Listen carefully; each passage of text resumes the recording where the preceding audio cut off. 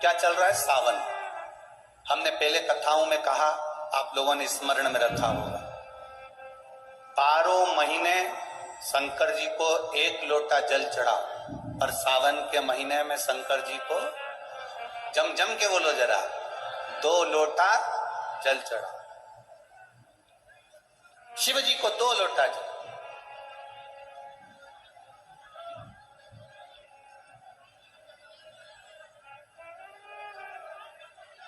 बारह महीने 1 लोटा जल चढ़ाइए, संपूर्ण 12 महीना 1 लोटा जल चढ़ा।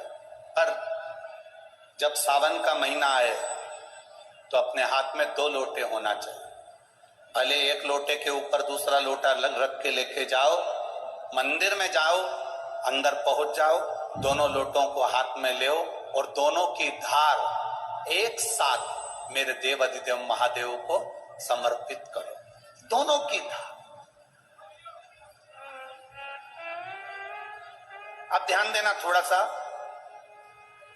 इस पुष्कर की ब्रह्मा शिव महापुराण की कथा का स्मरण करिएगा, थोड़ा सा ध्यान दीजिएगा। जैसे ये शिवलिंग है, ये जलाधारी है, ये यहां से जल नीचे जा रहा है। जलाधारी का जो मुख होता है वो उत्तर की ओर हो जाता है, ठीक है, समझिएगा जरा। अब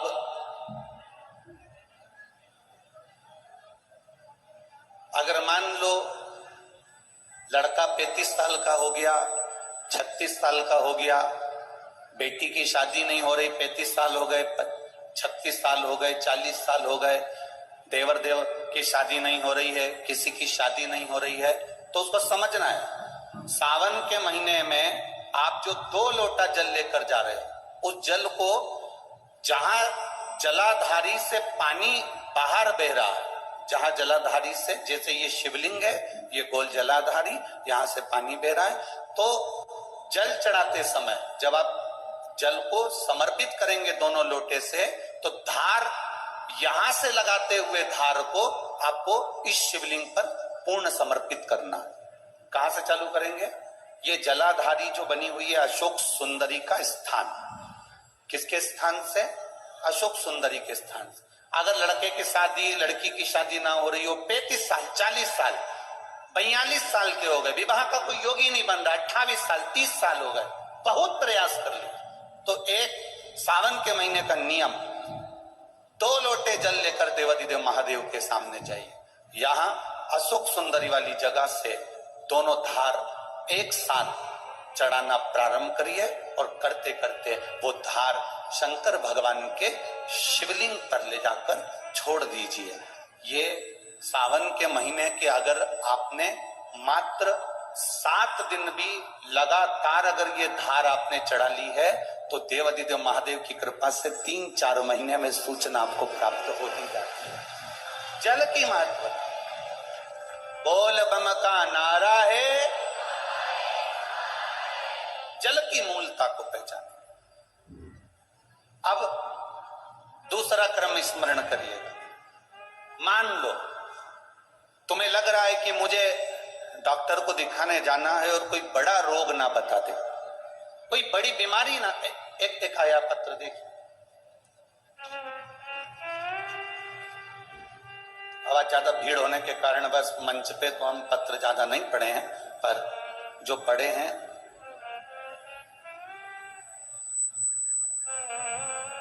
मेरा नाम ममता टिंकर है, मेरे पति का नाम शिव शंकर टिंकर है, मैं माधोपुर जिला सीकर राजस्थान की रहने वाली हूं। कहीं बैठी हो तो हाथ हिला सकती हूं। अगर कहीं बैठी हो, मेरा नाम ममता टिंकर है, मेरे पति का नाम शिव शंकर टिंकर है, मैं श्री माधोपुर जिला सीकर राजस्थान की रहने वाली हूं। कहीं बैठी हो तो अपने दोनों हाथ इस तरह से हिला सकती हूं, अगर कहीं बैठी हो तो। कहीं बैठी हो तो अपने हाथ हिला सकती हूं। मैं माधोपुर जिला सीकर राजस्थान की रहने वाली हूं। भोले बाबा की कृपा का मैं क्या वर्णन करूं गुरुदेव। मेरा बेटा 3 साल से सरकारी नौकरी की तैयारी कर रहा था, पर कहीं पर भी उसका नंबर नहीं लगता था। लोगों ने ताने भी देना चालू कर दिए कि इसकी सरकारी नौकरी नहीं लगेगी, क्या फायदा बार बार एग्जाम देने से। लोग ताने देते थे गुरुदेव। एक दिन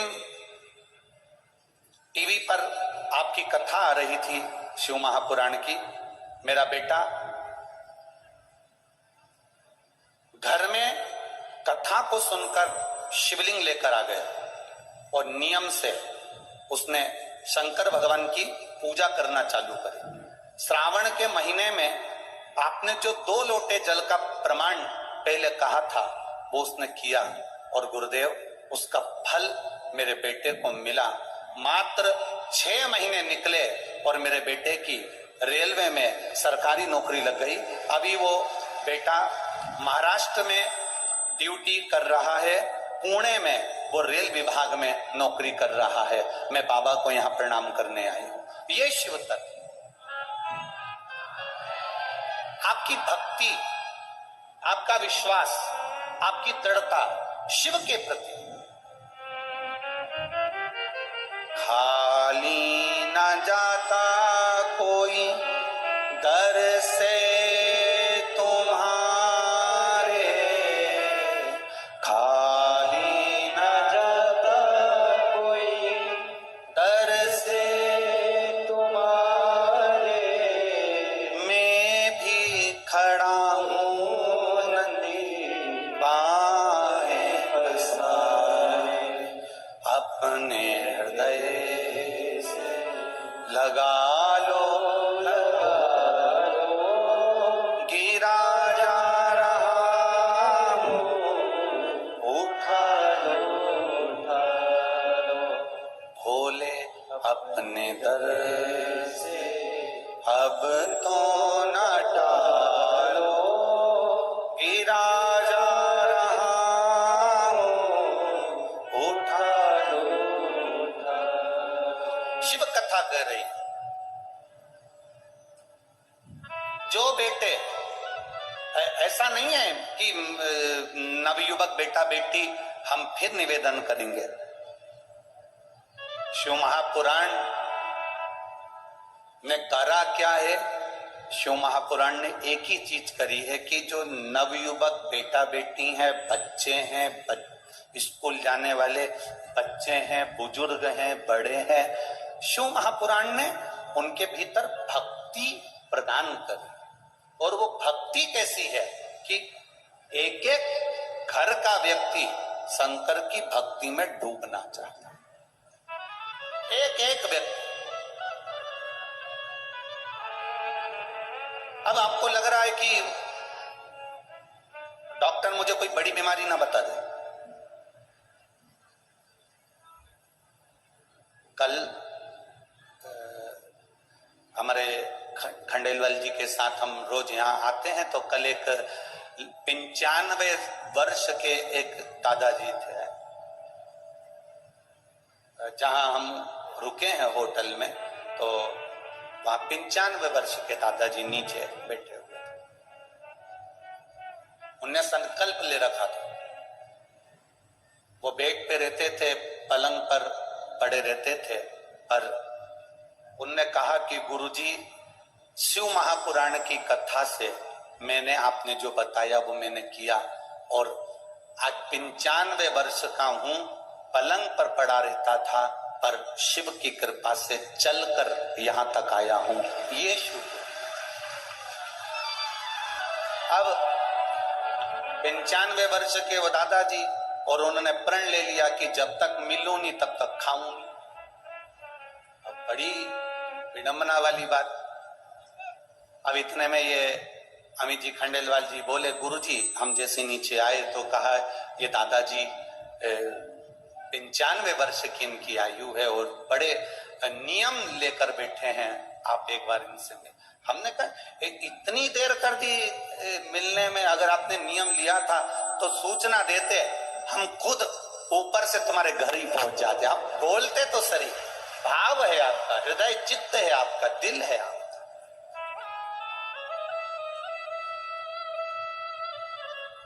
कहां 95 वर्ष की आयु?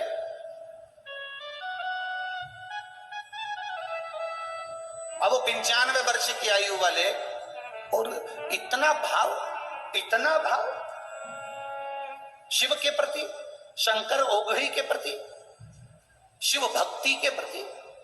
यहां सियोर वाले महाराज के प्रति भाव नहीं है, यहां शंकर के प्रति भाव। ये आप जो कथा सुनने आए हो, ये सियोर वाले महाराज के लिए नहीं आए हो, आप शंकर की कथा को सुनने के लिए आए। आप अपने दिल में शिव को बिठाने के लिए आए हो। शंकर, देखो कभी कभी ऐसा होता है कि घर का जो व्यक्ति होता है ना, उसके मन में भी घर के व्यक्ति के प्रति भाव पूर्ण नहीं हो पाता। पत्नी करवा चौथ पे भले चांद देख ले और चलनी में पति का मुंह देख ले, पर रोज लड़ते लड़ते तो मुंह से कही देती है तुम्हारा मुंह नहीं देखू जाऊं मैं तो। लड़ते लड़ते कह देती है, भले वो करवा चौथ के दिन चलनी में मुंह देख रहे और लड़ते लड़ते उसके शब्द निकले हो जाए। कभी कभी घर का व्यक्ति भी पूर्ण संकल्पित नहीं हो पाता। एक चरित्र आता है। एक बार कैलाश धाम पर सभा लगी थी। भगवान ब्रह्मा, इंद्र, वायुदेव, जलदेव, गरुण देव, वरुण देव और 33 कोटि देवी देवता कैलाश पर बैठे थे।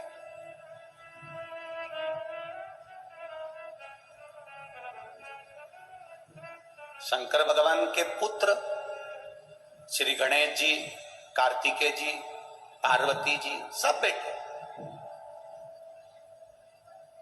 अब इतने में वहां नृत्य चल रहा था, भजन चल रहा था, संगीत चल रहा था। इतने में कार्तिकेय जी उठ के खड़े हो गए। षडानंद कार्तिकेय उठ के खड़े हो गए तो शंकर भगवान ने ब्रह्मा जी की ओर देखा कि ये कार्तिकेय उठकर क्यों खड़े हुए, आखिर कारण क्या हुआ, क्या ऐसा कि ये कार्तिकेय उठ के खड़े हो गए।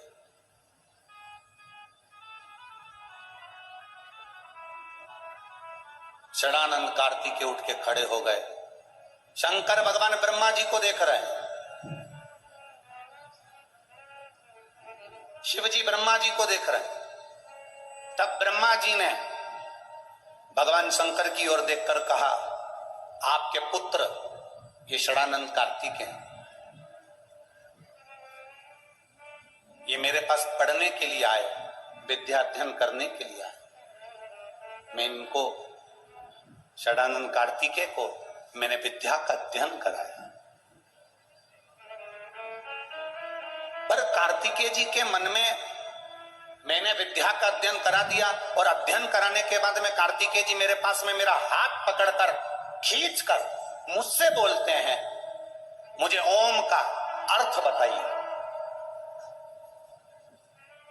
ब्रह्मा जी के शब्द सुनिएगा जरा।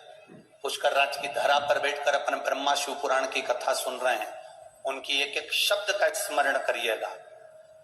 ब्रह्मा जी ने कहा, षडानंद कार्तिकेय, थोड़ा डीले कम करो बाबू।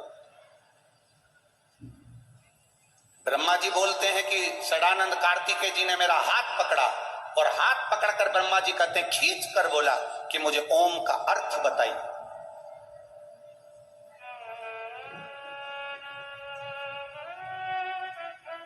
मुझे ओम का अर्थ सुनना है, मुझे ओम का अर्थ बताइए। अब जब ब्रह्मा जी ने भगवान शंकर से कहा, भरी सभा लगी है, भरी सभा, 33 कोटि देवता बैठे हैं और ब्रह्मा जी कह रहे हैं कि ये कार्तिकेय जो खड़ा है सभा के अंदर, आपका पुत्र कार्तिकेय जो खड़ा है, इसने मेरा हाथ पकड़कर कहा कि मुझे ओम का अर्थ बताइए। तब मैंने कार्तिकेय से कहा, सुनो कार्तिकेय, अभी तुम कुछ पढ़ लिख लो, फिर मैं ओम का अर्थ बताऊं। इसके बाद मैं ओम का अर्थ बताऊं। षडानंद कार्तिकेय जब नहीं माने तो 12 सहस्त्र व्याकरण के बराबर मैंने ओम का अर्थ कार्तिकेय जी को समझाया। 12 सहस्त्र व्याकरण के बराबर मैंने कार्तिकेय जी को ओम का अर्थ समझाया। और 12 सहस्त्र व्याकरण के एक एक काव्य से मैंने षडानंद कार्तिकेय जी को समझा दिया। उसके बाद भी षडानंद कार्तिकेय जी के मन को यह ना भाया और षडानंद कार्तिकेय जी ने फिर मेरा हाथ पकड़ा और हाथ पकड़कर कहा, ये ओम का अर्थ है।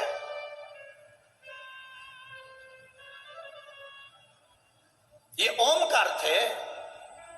सदानंद कार्तिकेय जी के मुख से निकल गया, ओम का अर्थ तो शायद मेरे पिता को भी स्मरण में नहीं होगा। जरा ध्यान देना शब्द पर।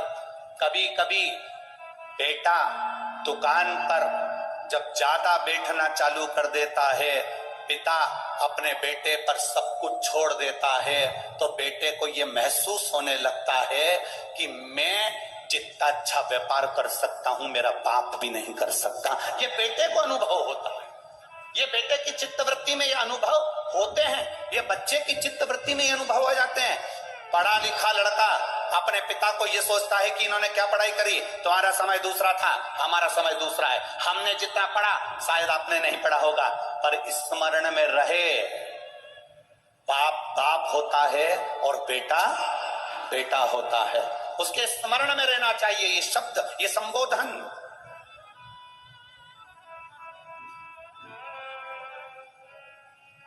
ब्रह्मा जी के 4 मुख, ब्रह्मा जी के चारों मुख और 4 मुख से ब्रह्मा जी नयनों से अश्रु बहा रहे हैं, आंसू।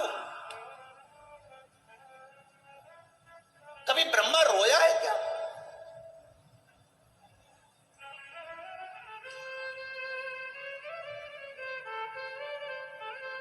ब्रह्मा जी का सिर कट गया तो ब्रह्मा नहीं रोए।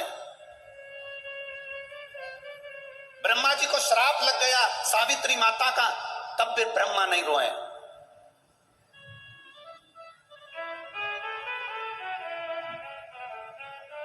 ब्रह्मा के शीश से बट का वृक्ष बन गया, ब्रह्मा के रक्त से कर्मनाशा नदी बह गई, ब्रह्मा नहीं रोए हैं।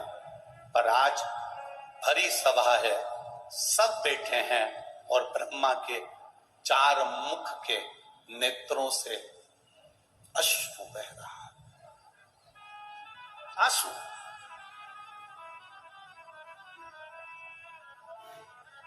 क्योंकि वो जगत का पिता है, सृष्टि का रचना करता है। एक पिता की दशा एक पिता जानता है। बेटा तो कह दिया कि ओम का अर्थ शायद मेरे पिता भी स्मरण नहीं कर पाते होंगे।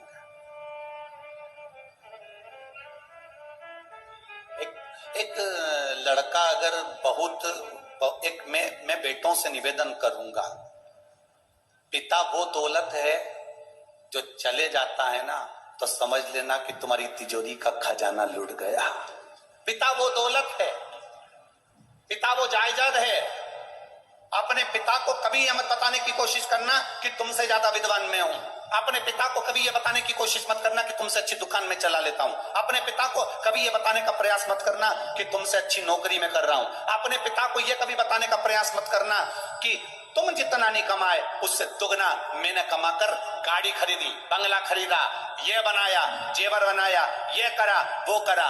अपने पिता को कभी ये मत बताना कि मैं जितना कर सकता हूं उतना तुमने नहीं करा, क्योंकि पिता की बराबरी तुम कभी नहीं कर सकते।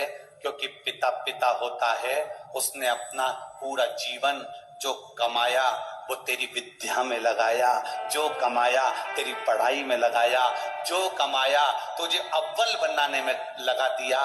खुद दुकान पर भूखा रह रहकर शुगर की बीमारी कर ली। टिफिन आता था, नहीं खाता था। थोड़े 2 ग्राहक और देख लेता हूं, दो ग्राहक और देख लेता हूं, थोड़ी देर से खाना खाऊंगा, थोड़ी देर से भोजन करूंगा, थोड़ी देर से रोटी खाऊंगा।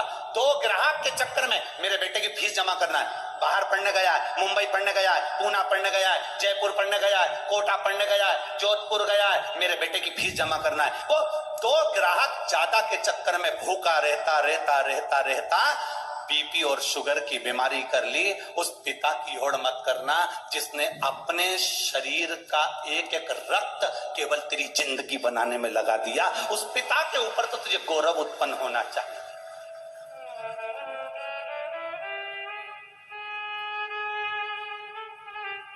बड़ा दुख होता है जब किसी के मोबाइल पर हम स्टेटस पर देखते हैं ना, और वो लिखते हैं my wife my life.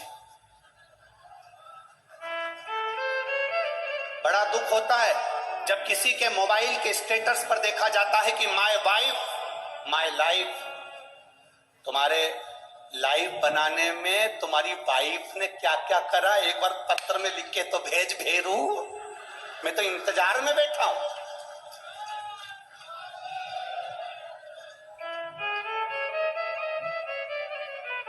Wife तुम्हारी लाइफ नहीं बनाएगी, वाइफ तुम्हारे बच्चों की लाइफ बनाएगी, ये निश्चित है। वाइफ, हाँ, वाइफ किस जगह पर खड़ी होती है? वाइफ लाइफ कब होती है? जब तुम बीमार पड़े हो, तकलीफ में हो, कष्ट में हो, कर्जे में लदालूम हो गए, दुख की घड़ी है, और तुम्हारी पत्नी तुम्हारे सामने खड़ी होकर कह दे चिंता मत करना, कर्जा भी हो गया तो मरने की मत सोचना, बीमारी आ गई ना टेंशन मत लेना, मैं तुम्हारे साथ कदम से कदम मिलाकर चलूंगी, चिंता मत करना। तब लिखना माय वाइफ माय लाइफ है। ये मुझे ज्ञान दे रही है, ये मुझे समझा रही है, ये मुझे ज्ञान का स्मरण करा रही है। और नहीं तो अपने मोबाइल पर लिखना चाहिए my father my mother my life. मेरा पिता और मेरी माँ ही मेरी लाइफ है, जिसने मेरी जिंदगी बनाई है। हम तुम्हारी पत्नी का विरोध नहीं कर रहे, क्योंकि हमें तुम्हारी पत्नी का विरोध करना भी नहीं है, जैसी मिली है तुम निभा रहे हो। हम तुम्हारी पत्नी का क्या विरोध करें? हमारा इतना सा कहना है, तुम्हारी पत्नी तुम्हारी दुख की घड़ी में सामने खड़ी हो, तुम्हारी पत्नी तुम्हारे दुख के समय पर तुम्हारे सामने खड़े होकर कह रही हो चिंता मत करो, कोई बात नहीं, पैसा नहीं है ना, आपकी बात साड़ी नहीं लेंगे करवा चौथ पर, मेरे पास बहुत पड़ी है, जेवर पड़ा है, तुम चिंता मत करना। अगर दुख की घड़ी आ भी गई, पूरा जेवर उठा कर दे दूंगी, तुम्हें कर्जे से मुक्त कर दूंगी, तुम चिंता मत करना, तुम चिंता मत करना। एक बात याद रखना, जब हमारे घर में दुख आता है तब हमारे घर का सोना बैंक में जाता है या दुकान पर जाता है? काय के लिए? गिरवे रखने के लिए या बिकने के लिए? बोलो सही है कि गलत है? जब दुख आता है तब घर का सोना दुकान पर जाता है, जब दुख आता है घर का सोना सोनार की दुकान पर जाता है। सोनार का पूछता है तुम तो हमारे परिचित हो, ऐसा क्या तकलीफ आ गई जो इतना सारा भाभी का पूरा जेवर लिया है, तुम्हारी मम्मी का पूरा जेवर लिया है, क्या हो गया ऐसा? कहा साहब बहुत कर्जे में हूँ, बहुत दुख में हूँ, इसलिए घर का सोना जो तिजोरी में रखा होता था, अलमारी में पड़ा होता था, उसको मैं दुकान पर लेकर आया हूँ। दुख की घड़ी में घर का सोना सोनार की दुकान पर जाता है, सोनार पैसे देता है, तब हमारा कर्जा चूक जाता है। जब दुख की घड़ी में घर का सोना सोनार के पास जाए तो समझ लेना कि दुख की घड़ी में अगर तिजोरी में रखा सोना दुकान तक जा रहा है तो दुख की घड़ी में हमें महादेव के दरवाजे तक जाना है, तो सोना दुकान पर नहीं जाएगा, अपने आप सब काम हो जाएगा। हम दुख की घड़ी में अपनी चैन, अपनी अंगूठी, अपनी मोबाइल, अपना पर्स गिरवे रखी आते हैं, पर हम दुख की घड़ी में महादेव के पास नहीं जाते हैं। बोलो सही है कि गलत है? दुख की घड़ी आई, तुमने सोचा मेरी गाड़ी रख देता हूं, मेरा बंगला रख देता हूं, मेरा ये सामान रख देता हूं, मेरी चेन रख देता हूं, मेरी अंगूठी रख देता हूं। मेरा एक निवेदन है, अपने चेन, अंगूठी, मोबाइल, पर्स को गिरवे रखने से अच्छा, कर्जे में डुबाने से अच्छा, एक बार दुख की घड़ी में जैसे सोना सोनार की दुकान पर जाता है, ऐसी दुख की घड़ी में तुम मेरे महादेव के मंदिर में लोग सोना दुकान पर ले जाते हैं, तुम 2 लोटा पानी महादेव के मंदिर में लेकर जाना, उसको चढ़ाना, 1 महीना इंतजार करना, फिर विश्वास रखना कि शिव पुराण सुनी थी तो 1 महीने में बाबा ने धीरे धीरे कर्जा चुकाया कि नहीं चुकाया। कहां से आएगा, कैसे देगा? उसका नाम कुबेरेश्वर महादेव है। वो साधारण नहीं है, बड़ा आनंद में बैठता है, अलमस्त होकर बैठता है, अपने पास कुछ नहीं रखता पर दुनिया को देने की सामर्थ्यता रखता है। वो अपने पास कुछ नहीं रखेगा पर दुनिया को देने की सामर्थ्यता रखता है।